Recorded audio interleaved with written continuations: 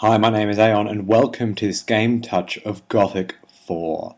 Gothic 4 is a really old school computer RPG. It feels like a return to the very roots of the Western RPG, which you sort of want to believe has never really died out in Europe in the way that it has in traditional heartlands such as America.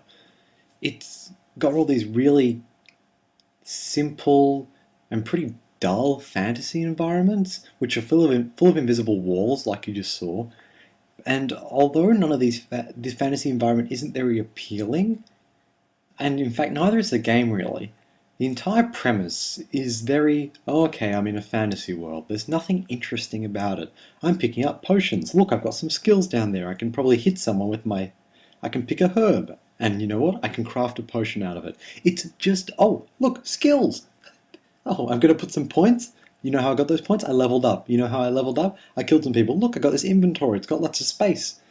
It's not interesting. The game isn't interesting at all. Look, I got these boring stats. Who cares about stats?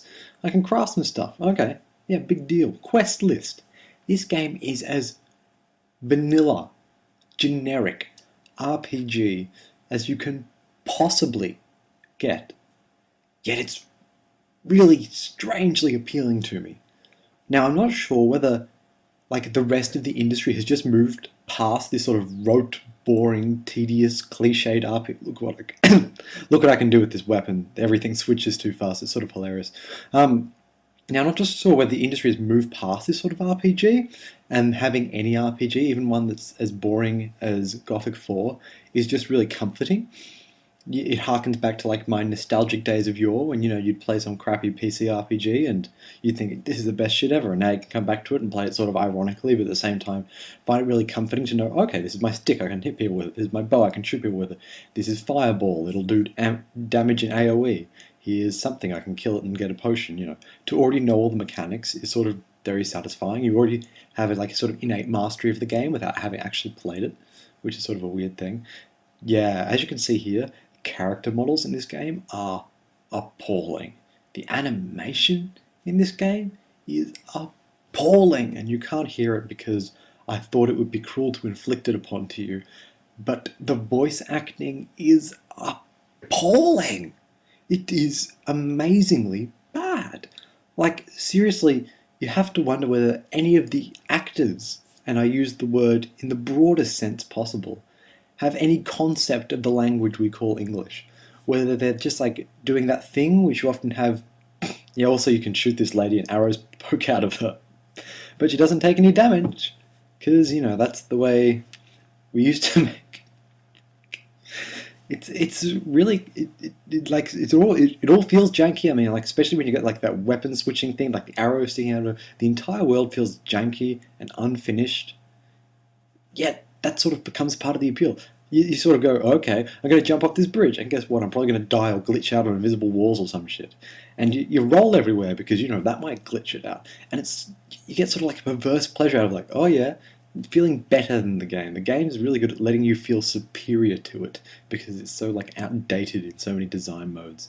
Yeah. So anyway, the writing is terrible, much like the voice acting. Although I have to say the plot line, I'm not going to spoil it, of this demo is more intriguing than a lot of fantasy plots you get. What else? The combat is sort of satisfying. Like the standard like attack sequence is pretty, it's not very interesting for an action game. But this roll mechanic, when you roll from side to side, sort of like in God of War, is actually sort of interesting. Yeah, it's real. As I said before, it's like amazingly janky. I enjoy. Look at this animation. I mean, who made that? I enjoy playing it, but I don't know why. The demo comes highly recommended if you can get it from Steam or from some weird German site. It's about 1.7 gigabytes. If you've been a PC gamer for longer than 5 years, I think you'll really enjoy it. There's some really awful graphical issues. There's like graphics tearing everywhere. That again adds to the impression. The game does have this cool American and European graphical preference, whereby if you go American, then the whole world becomes sort of more vivid. I'm playing in European here because that makes me feel pretentious and arty and is part of the counterculture movement, which Australian youth now find ourselves in. But yeah, that's sort of a cool thing. I wish more games had sort of allowances for different graphical styles within them to like sort of cater to personal preference, while the designers will want to create a lighting that sort of highlights stuff and makes stuff better. Like if you ever watch the developers commentary for Uncharted 2, then you can see that they place a huge amount of work into that lighting. So allowing you to change between two like sort of contrast settings would wreck the entire point of that. But it's sort of cool in the sort of open world games where stuff isn't minutely tailored like that, to just have something where you can sort of customize your experience and make it feel a bit more special.